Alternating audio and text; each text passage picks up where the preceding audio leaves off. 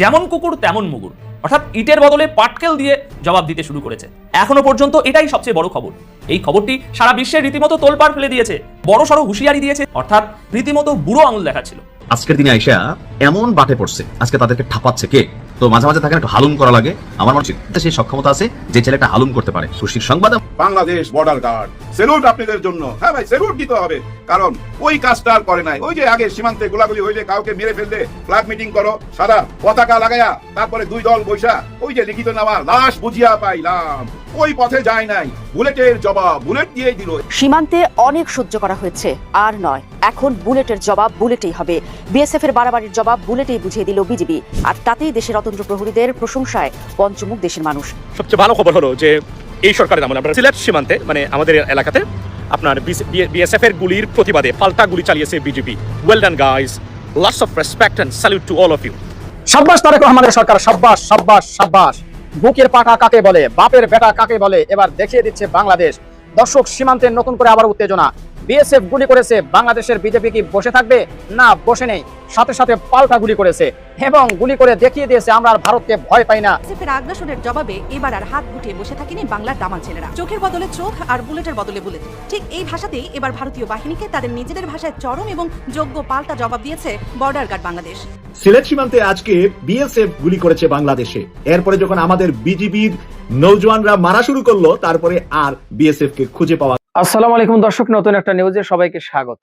ভিডিওর শুরুতে অনেকগুলো ভিডিওর অংশ বিশেষ আপনারা ইতিমধ্যে দেখেছেন, আর হ্যাঁ, দেখেই বুঝতে পেরেছেন যে আজকের ভিডিওটি কতটুকু গুরুত্বপূর্ণ এবং আকর্ষণীয় হতে চলেছে। বাংলাদেশের রাজনৈতিক প্রেক্ষাপট এবং সকল বিষয় নিয়ে আজকের ভিডিওটি তৈরি করা। একটু ধৈর্য সহকারে, একটু মনোযোগ সহকারে আজকের ভিডিওটি দেখতে হবে এবং শুনতে হবে, তাহলেই অনেক অনেক কিছু আপনারা আজকের এই ভিডিওর মাধ্যমে জানতে পারবেন। কথা বলে আমরা সরাসরি মূল নিউজে চলে যাব। তার আগে বলবো, যারা এখন পর্যন্ত আমাদের এই নাসির বার্তা ইউটিউব চ্যানেলটি সাবস্ক্রাইব করেননি, প্রতিনিয়ত এই ধরনের আপডেট গরম গরম খবর পেতে আমাদের এই নাসির বার্তা ইউটিউব চ্যানেলটি সাবস্ক্রাইব করুন। যারা করেছেন ধন্যবাদ। চলুন একটা লাইক দিয়ে মূল নিউজে চলে যাই। সীমান্তে অনেক সহ্য করা হয়েছে, আর নয়, এখন বুলেটের জবাব বুলেটেই হবে। বিএসএফ এর বাড়াবাড়ির জবাব বুলেটেই বুঝিয়ে দিল বিজিবি, আর তাতেই দেশের অতন্ত্র প্রহরীদের প্রশংসায় পঞ্চমুখ দেশের মানুষ। সীমান্তের ওপারে তখন সন্ধ্যা নামছে, কুয়াশা আর ধোঁয়াটে আলোয় ঢেকে যাচ্ছে সোনার হাটের চরাঞ্চল। স্থানীয়রা বলছেন, ঠিক সে সময় আচমকা ভেসে আসে গুলির শব্দ। এক রাউন্ড, দুই রাউন্ড, তারপর টানা ফায়ার। মুহূর্তেই থমকে যায় সীমান্ত পারের জনপদ। মানুষ দৌড়ে আশ্রয় নেয় ঘরের ভেতর। শিশুদের কান্না, আতঙ্কে ছোটাছুটি, আর দূরে সীমান্তর দিকে তাকিয়ে থাকা শত শত চোখ। কারণ এই দৃশ্য নতুন নয়, নতুন হলেও এবার জবাব এসেছে সঙ্গে সঙ্গে। বিএসএফ এর গুলির পর এবার নীরব থাকেনি বর্ডার গার্ড বাংলাদেশ। কয়েক মিনিটের মধ্যেই পাল্টা ফায়ার করে বিজিবি। সীমান্তের বাতাসে তখন দুই বাহিনীর অস্ত্রের শব্দ। স্থানীয়দের ভাষায়, অনেকদিন পর মনে হলো ওপাশ বুঝেছে, এপাশও চুপ করে দাঁড়িয়ে থাকবে না। গোয়াইনঘাটের সোনারহাট সীমান্তে সোমবার বিকেলের ঘটনা এখন শুধু একটি সীমান্ত সংঘর্ষ নয়, বরং এটি বাংলাদেশ ভারত সীমান্ত রাজনীতির নতুন বাস্তবতার ইঙ্গিত হিসেবেও দেখা হচ্ছে। কারণ বছরের পর বছর ধরে সীমান্তে বাংলাদেশিদের মরদেহ ফিরেছে। অভিযোগ উঠেছে বিএসএফ এর নির্বিচার গুলি, নির্যাতন আর জিরো টলারেন্স নীতির বিরুদ্ধে। কিন্তু প্রতিবারই সীমান্তের মানুষ দেখেছে প্রতিবাদ, পতাকা বৈঠক, কূটনৈতিক ভাষা। এবার তারা দেখলো পাল্টা গুলিও। সীমান্ত জুড়ে আতঙ্কের ইতিহাস দীর্ঘ। ফেলানি হত্যাকাণ্ড থেকে শুরু করে কুড়িগ্রাম, চাঁপাইনবাবগঞ্জ, লালমনিরহাট, নওগাঁ, ফেনী, কক্সবাজার, একটার পর একটা ঘটনায় বাংলাদেশিদের মৃত্যু সীমান্তবাসীর মনে ভয় আর ক্ষোভ দুটোই তৈরি করেছে। কখনো গরু পাচারের অভিযোগ, কখনো অনুপ্রবেশের অজুহাত, আবার কখনো কোনো ব্যাখ্যা পাওয়াই যায়নি। মানবাধিকার সংগঠনগুলোর হিসেব বলছে, দক্ষিণ এশিয়ার সবচেয়ে বেশি সীমান্ত হত্যার ঘটনাগুলোর একটি ঘটেছে এই বাংলাদেশ ভারত সীমান্তে। কিন্তু এবারকার ঘটনার ভেতরে অন্যরকম বার্তা দেখছেন বিশ্লেষকরা। কারণ সাম্প্রতিক মাসগুলোতে সীমান্তে বিএসএফ এর তৎপরতা আরও আগ্রাসী হয়েছে বলে অভিযোগ রয়েছে। বিশেষ করে ভারতের অভ্যন্তরীণ নিরাপত্তা, অবৈধ অনুপ্রবেশ এবং উত্তর পূর্বাঞ্চলীয় রাজ্যগুলোর অস্থিরতা ঘিরে দিল্লির অবস্থান আরও কঠোর হয়েছে। আর সেই চাপের বড় অংশ এসে পড়েছে সীমান্তে। অন্যদিকে বাংলাদেশের ভেতরেও বাড়ছিল প্রশ্ন, কেন প্রতিবার শুধু বাংলাদেশিরাই মরবে আর সীমান্ত রক্ষীরা শুধু প্রতিবাদ জানিয়ে থেমে থাকবে? সেই প্রশ্নের জবাব যেন এবার সোনারহাটের সীমান্তে মিলল। বিজেপির পাল্টা ফায়ারের ঘটনায় সামাজিক যোগাযোগ মাধ্যমেও ব্যাপক প্রতিক্রিয়া দেখা গেছে। অনেকে এটিকে নতুন অবস্থান বলে আখ্যা দিচ্ছেন। তবে নিরাপত্তা বিশ্লেষকরা সতর্ক করছেন, সীমান্তে এ ধরনের তাৎক্ষণিক সামরিক প্রতিক্রিয়া যেমন আত্মবিশ্বাসের বার্তা দেয়, তেমনি পরিস্থিতি দ্রুত বড় সংঘর্ষের দিকেও নিতে পারে। কারণ বাংলাদেশ ভারত সীমান্ত পৃথিবীর অন্যতম স্পর্শকাতর সীমান্তগুলির একটি। প্রায় প্রতিটি ইঞ্চিতে আছে বসতি, কৃষি জমি, চোরাচালান রুট, রাজনৈতিক উত্তেজনা এবং স্থানীয় স্বার্থের জটিল হিসাব। ফলে একটি গুলির শব্দ কখনো কখনো শুধু সীমান্তেই থেমে থাকে না, তা পৌঁছে যায় ঢাকা দিল্লির কূটনৈতিক টেবিলেও। ঘটনার পর সীমান্তে অতিরিক্ত টহল, গোয়েন্দা নজরদারি এবং সতর্কতা জারি করা হয়েছে। স্থানীয়দের সীমান্তে না যেতে বলা হয়েছে। আপাতত পরিস্থিতি নিয়ন্ত্রণে থাকলেও সীমান্তবাসীর চোখে এখনো আতঙ্ক, কারণ তারা জানে এই নীরবতা খুব সহজেই আবার ভেঙে যেতে পারে। আর সবচেয়ে বড় প্রশ্ন এখন একটাই, সোনারহাটে যে গুলির জবাব গুলিতে দেওয়া হলো, সেটি কি শুধুই তাৎক্ষণিক প্রতিক্রিয়া, নাকি সীমান্তে বাংলাদেশের নতুন কৌশলের শুরু? ভারত বাংলাদেশ সীমান্ত দীর্ঘ কয়েক দশক ধরে যে সীমানা রেখাটি যেন পরিণত হয়েছে এক চিরস্থায়ী আতঙ্ক আর রক্তপাতের মৃত্যু উপত্যকায়। মুখে বারবার সীমান্ত হত্যা শূন্যের কোঠায় নামিয়ে আনার মিষ্টি প্রতিশ্রুতি দেওয়া হলেও বাস্তবতার রুক্ষ জমিনে ওপার থেকে প্রতিনিয়ত ছুটে আসে ঘাতক বুলেট। গত 8 মে ব্রাহ্মণবাড়িয়ার কসবা সীমান্তে ভারতীয় রক্ষী বাহিনীর গুলিতে 2 বাংলাদেশি যুবকের মর্মান্তিক মৃত্যু পুরো দেশকে যখন শোক আর ক্ষোভে স্তব্ধ করে দিয়েছিল, তখন অনেকেই ভেবেছিলেন এই বুঝি শেষ। কিন্তু সেই জোড়া খুনের রেশ আর শোকের মাতাম কাটতে না কাটতেই আবারও বারুদের গন্ধে ভারী হয়ে উঠেছে সীমান্ত। তবে দর্শক, এবার আর সেই পুরনো গল্প নয়, এবার আর কেবল বুক পেতে বুলেট নেয়ার করুণ পরিণতি নয়। সিলেটের সীমান্তে বিএসএফ এর আগ্রাসনের জবাবে এবার আর হাত গুটিয়ে বসে থাকেনি বাংলার দামাল ছেলেরা। চোখের বদলে চোখ আর বুলেটের বদলে বুলেট, ঠিক এই ভাষাতেই এবার ভারতীয় বাহিনীকে তাদের নিজেদের ভাষায় চরম এবং যোগ্য পাল্টা জবাব দিয়েছে বর্ডার গার্ড বাংলাদেশ। কি ঘটেছিল সিলেটের সেই নিভৃত সীমান্তে? কেন হঠাৎ করে আবার উত্তপ্ত হয়ে উঠল পরিস্থিতি? আর বিজিবির এই অনমনীয় এবং কঠোর প্রতিরোধের পর ওপারে ঠিক কি ধরনের ভূ রাজনৈতিক ভূমিকম্প শুরু হয়েছে? আজ দেশ নিউজ 24 এর এই বিশেষ এবং শ্বাসরুদ্ধকর এপিসোডে আমরা উন্মোচন করব সীমান্ত উত্তেজনার পর্দার আড়ালের আসল সত্য। ঘটনার সূত্রপাত গত 18 মে সিলেটের গোয়াইনঘাট উপজেলার সোনারহাট সীমান্ত। বর্ডার গার্ড বাংলাদেশের সিলেট ব্যাটালিয়নের দায়িত্বপূর্ণ এই এলাকাটি এমনিতে বেশ শান্তই থাকে, কিন্তু সেদিন হঠাৎ করে যেন বদলে যায় দৃশ্যপট। কোনো ধরনের পূর্ব সতর্কতা বা উস্কানি ছাড়াই অত্যন্ত আকস্মিকভাবে বাংলাদেশিদের লক্ষ্য করে গুলি ছুড়তে শুরু করে বিএসএফ। আন্তর্জাতিক সীমান্ত আইনের চরম লঙ্ঘন করে ছোড়া এই গুলিতে মুহূর্তে চরম আতঙ্ক আর উত্তেজনা ছড়িয়ে পড়ে পুরো এলাকায়। কিন্তু বিএসএফ হয়তো হিসাবের খাতায় একটি বড় ধরনের ভুল করে ফেলেছিল।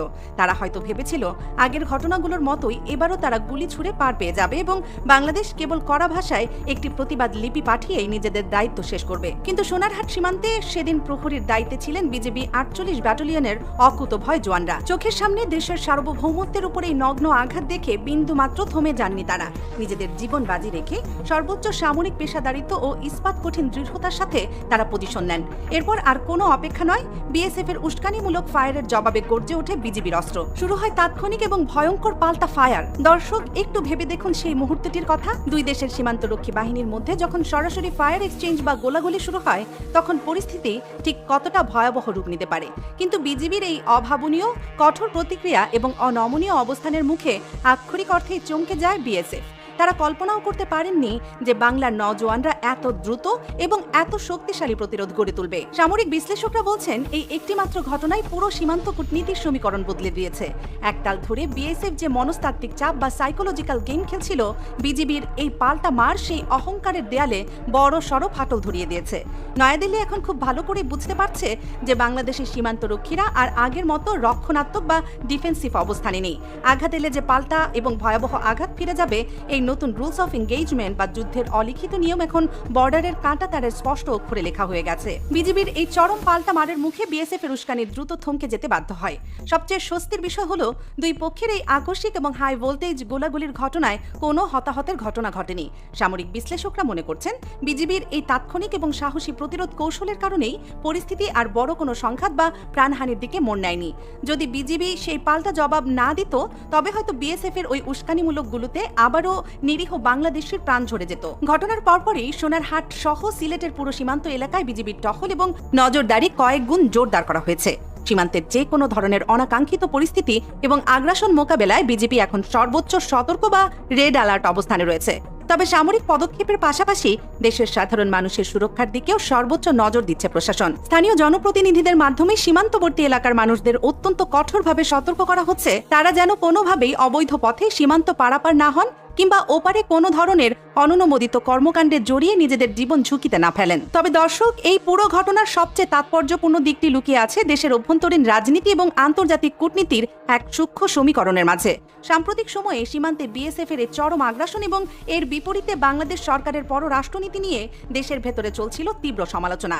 জামায়াত ইসলামী সহ দেশের বড় বড় রাজনৈতিক দলগুলো সরকারের এই নীতিকে নতজানু বা দুর্বল বলে প্রকাশ্যে কঠোর সমালোচনা করে আসছিল। সাধারণ মানুষের মনেও জন্ম নিয়েছিল এক চাপা ক্ষোভ ও হতাশা। ঠিক এমন একটি টালমাটাল এবং অস্বস্তিকর পরিস্থিতির মাঝেই সিলেটের সোনারহাট সীমান্তে বিজিবির এই মাঠ পর্যায়ের প্রতিরোধ দেশের সাধারণ মানুষের মনে যেন এক নতুন আশার আলো এবং আত্মবিশ্বাস জুগিয়েছে। বাংলার মানুষ আজ বুঝতে পারছে তাদের সীমান্ত অরক্ষিত নয়, বরং তা পাহাড়ে রয়েছে এমন এক চৌকস বাহিনী যারা দেশের 1 ইঞ্চি মাটি রক্ষায় বুকের তাজা রক্ত ঢেলে দিত বিন্দুমাত্র কার্পণ্য করবে না। বর্তমানে সোনারহাট সীমান্তের পরিস্থিতি শান্ত ও স্থিতিশীল রয়েছে বলে নিশ্চিত করেছে বিজিবি সদর দপ্তর। কিন্তু কূটনৈতিক মহলে এখন চলছে এক চুলচেরা বিশ্লেষণ। প্রশ্ন উঠছে, কেন হঠাৎ করে বিএসএফ বারবার এই উস্কানি দিচ্ছে? এর পেছনে কি ওপার বাংলার রাজনৈতিক পট পরিবর্তন কোনোভাবে দায়ী? ইতিহাস ঘাটলে দেখা যায়, যখনই ভারতের অভ্যন্তরীণ রাজনীতিতে চরম অস্থিরতা তৈরি হয় কিংবা উগ্র হিন্দুত্ববাদী রাজনীতির পালে হাওয়া লাগানোর প্রয়োজন পড়ে, তখনই এই সীমান্তগুলোকে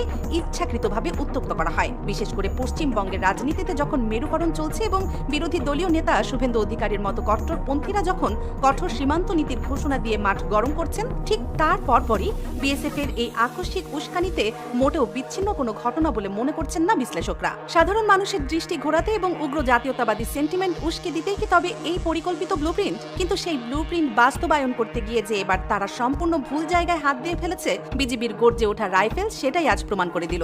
সিলেটের গোয়াইনঘাট উপজেলা সোনারহাট সীমান্ত, নামটা খুব সুন্দর তাই না? সোনারহাট সীমান্ত। এই সোনারহাট সীমান্তে গতকালকে বিকেলের দিকে কৃষকরা তাদের ঘরে ফিরতেছিল গরু ছাগল নিয়ে। সন্ধ্যা হয়ে আসতেছে, পাখিরা যার যার ঘরে ফিরতেছে। পাখিদের কি মজা দেখেন, বাংলাদেশের পাখি ভারতে উইরা যায়, ওইখানে ঘুরা বেড়ায় সারাদিন। আবার ভারতের পাখি বাংলাদেশে আসে, সারাদিন ঘুরা বেড়ায়। সন্ধ্যা হইলে যার যার দেশে ফিরত যায়, পাসপোর্ট লাগে না, ভিসা লাগে না।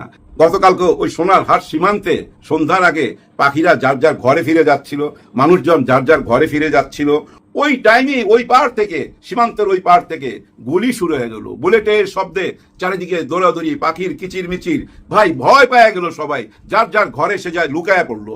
কিন্তু ব্যারাক থেকে দৌড়ায় বাইরে আসলো কে? Bangladesh border guard. সেলুট আপনাদের জন্য। হ্যাঁ ভাই, সেলুট দিতে হবে, কারণ ওই কাজটা আর করে নাই। ওই যে আগে সীমান্তে গোলাগুলি হইলে, কাউকে মেরে ফেললে ফ্ল্যাগ মিটিং করো, সাদা পতাকা লাগায়া, তারপরে 2 দল বৈশা ওই যে লিখিত নেওয়া লাশ বুঝিয়া পাইলাম, ওই পথে যায় নাই।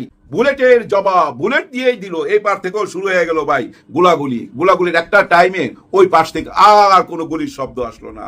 ওইটা বুঝা নিল, হায় হায় এটা কি, এই কোন সাহস! ওরা তো ভাবতে পারে না যে এদিক থেকে আবার গুলি করতে পারে কেউ। বাংলাদেশ বর্ডার গার্ড এই পাশ থেকে গুলি কইরা বুঝাই দিল, তোমাদের সঙ্গে ওই আগের বোঝাপড়া চলবে না, তোমরা মারবার, আমরা লাশ বুঝাই নেবো, খালি লাশ গনতে থাকুম, তা হবে না। বুলেটের জবাব বুলেট দিয়ে দিতে হবে। এতে একটা জিনিস ভাই ভালো হলো কি জানেন, বর্তমান সরকারের জন্য, মাননীয় প্রধানমন্ত্রী তারেক রহমানের জন্য সবচেয়ে ভালো হলো কি জানেন, ওনাদেরকে অনেকে বলতো ওরা ভারত ঘেঁষা, ভারতের সঙ্গে তলে তলে হাত মিলায়া বাংলাদেশে আসছে। ওই যে আনন্দবাজার পত্রিকায় উনি যেদিন আসে, অর্থাৎ তারেক রহমান সাহেব যেদিন লন্ডন থেকে বাংলাদেশে আসে, এই আনন্দবাজার পত্রিকায় 3টা কথা লিখছিল না, যে কথাগুলোর কারণে আমরা সবাই সন্দেহ করছি ও ওনাদের সঙ্গে বোঝাপড়া কইরা বাংলাদেশে আসছে। ভারতই এই সরকারকে বসাইছে গদিতে, ভারতের হাত ছিল। এই যে গতকালকে সোনারহাট সীমান্তের মধ্যে যেভাবে জবাব দিয়ে দিল, এইভাবে যদি ভাই আর 4টা-5টা জবাব দেয় না, তাহলে কেউ আর এই সরকারকে সন্দেহ করবে না। আর সন্দেহ করার কারণও নাই ভাই। কারণ কি জানেন, দেখেন শেখ হাসিনা এর আগেও কিন্তু একবার বলছিল টুস করে আমি ঢুইকা যাবো, সেটা এমন ভাবে ভাইরাল হয়েছিল। হ্যাঁ ভাই, যারা আওয়ামী লীগ করে, ছাত্রলীগের ছেলেপেলেরা ওই সীমান্তের কাছাকাছি যায় না, চুপচাপ বসে থাকতো যে কখন আপা আসে, কখন আপা আসে, বিশ্বাস করছিল। কিন্তু আসলে কি উনি ভুয়া কথা বলে? একজন প্রাক্তন প্রধানমন্ত্রী যে 2 যুগ এই দেশকে পরিচালনা করছে, এই দেশের প্রধানমন্ত্রী ছিল, সে কি ফাউল কথা বলবে? নিশ্চয়ই না। দেখেন ইন্ডিয়ান টাইমসের সাথে একটা সাক্ষাৎকার দিছে, আবার সেই আনন্দবাজার পত্রিকাতেও সাক্ষাৎকার দিছে। এখানে উনি কি বলছে, মূল সারমর্ম হচ্ছে আমি মাথা উঁচু করে বাংলাদেশে প্রবেশ করব যে কোনো সময়। তখন উনাকে বারবার জিজ্ঞেস করছে কবে আসবেন। এই যে 17 মে গেল না, এই 17 মেতে অনেক আগে অতীতে এই ভারত থেকে বাংলাদেশে ইন করছিল শহীদ প্রেসিডেন্ট জিয়াউর রহমান সাহেব। সেই সুযোগটা কইরা দিছিল ওই আওয়ামী লীগকে। শেখ রেহানা, শেখ হাসিনা ওই 17 মেতে ইন করছিল। সাংবাদিকরা জিজ্ঞেস করতেছে, এটা কিছুদিন আগের ঘটনা আর কি, এই 17 মে আগের ঘটনা, বলতেছিল এই 17 মেতে কি আপনি ইন করবেন? তখন শেখ হাসিনা বলতেছে 17 মেতেই কেন আমাকে ইন করতে হবে, আরো পরেও তো ইন করতে পারি, আরো আগেও ইন করতে পারি। তখন উনাকে আবার জিজ্ঞেস করছে, তাহলে কি আমরা ধরে নিতে পারি যেদিন আপনি বাংলাদেশ ছাড়ছিলেন অর্থাৎ 5ই আগস্ট, আগামী 5ই আগস্টে আপনি বাংলাদেশে প্রবেশ করবেন, এটা কি আমরা ধরে নিতে পারি? তখন শেখ হাসিনা বলতেছে সেই 5ই আগস্ট তো অনেক দূর, এর আগেও তো হইতে পারে। রহস্যময় জবাব, এর আগেও হইতে পারে, পরেও হইতে পারে, তবে আমি যখনই ইন করব মাথা উঁচু করে ইন করব। তাতে কি বোঝা যায়? একটা জিনিস বোঝা যায়, উনি আইনের কাছে আইসা ধরা দিবে, অর্থাৎ আইনের হাতে উনি নিজেকে তুইলা দিবে। কারণ ওনার তো ভাই ওই হুকুম হয়ে গেছে, ওইটা নিয়ে মামলা লড়বে, ওনার জন্য 100 উকিল দাঁড়ায় যাবে, প্রয়োজনে বিদেশ থেকে নিয়ে আসবে। এইসব অঙ্ক যদি মিলান আর সত্যি সত্যি উনি আইসা যদি আইনের কাছে নিজেকে সুপর্দ করে, তাহলে একটা জিনিস হবে, সেটা কি জানেন? আওয়ামী লীগ বেঁচে যাবে। আওয়ামী লীগ তখন মুখ খুইলা বলতে পারবে, সাহস করে বলতে পারবে, যারা আওয়ামী লীগ করে তারা বলতে পারবে যে আমরা পালায়া যাই না, আমরা আইনের সাথে লড়াই করে আমাদের আপাকে ছিনে আনবো, আবার আমরা নির্বাচনে দাঁড়াবো। এটা বলতে পারে, বলার সুযোগটা থাকে। কিন্তু এই সুযোগটা কি পাবে? না, পাবে না। কারণ কি জানেন? এক খাপের মধ্যে দুইটা তলোয়ার ঢুকানো যায় না। 71-এর তো একটাই খাপ, 71 তো একবারই হয়েছে, 71 তো একটা খাপ, ওই একটা খাপের ভিতরে দুইটা তলোয়ার কেমনে ঢুকাবেন? একটা তলোয়ারের নাম শেখ মুজিবুর রহমান, আরেকটা তলোয়ারের নাম শহীদ প্রেসিডেন্ট জিয়াউর রহমান। এই দুইটা তলোয়ার ওই একটা খাপে তো ঢুকানো যাবে না। 71 তো এখন পুরাটাই বিএনপির হাতে। হ্যাঁ, 71 পুরাটাই বিএনপির হাতে। স্বাধীনতার ঘোষক শহীদ প্রেসিডেন্ট জিয়াউর রহমান কোথায় বলছে? মহান সংসদে। দর্শক, আশা করি পুরো ভিডিওটি দেখেছেন। এবার অবশ্যই আপনাদের মূল্যবান মতামত জানিয়ে দিন, পারলে ভিডিওটি শেয়ার করে সবাই দেখার সুযোগ করে দিন।